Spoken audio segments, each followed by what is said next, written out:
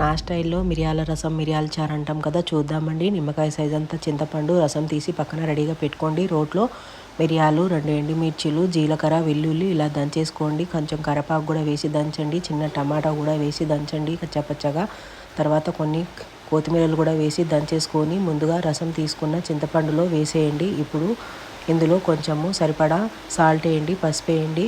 ఈ తాలింపు కోసము కొంచెమే ఆయిల్ పడుతుందండి. మీ దగ్గర కొబ్బరి నూనె ఉంటే కొబ్బరి నూనె, వంట నూనె అండి, అది వేసుకోండి. ఇంకా బాగుంటుంది టేస్ట్. నా దగ్గర లేదు కాబట్టి నేను పల్లీల నూనెతోనే తాలింపు వేస్తున్నాను. అందులో కొంచెం ఆవాలు వేసి, ఒక ఎండుమిర్చి, కరివేపాకు, కొంచెం ఇంగువ కూడా వేసేసి ఇలా వేగిన తర్వాత ఈ రసంలో పోసేసి మూత పెట్టేసి జస్ట్ ఒక పొంగు రాగానే స్టవ్ కట్టేయండి. ఎక్కువసేపు ఉడకకూడదు, దగ్గరుండి చూసుకోండి.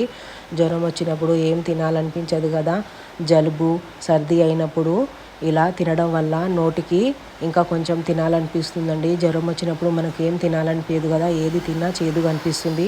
ఇలాంటి రసం తప్పకుండా చేసుకోండి. మరో రెసిపీతో ఉంటా.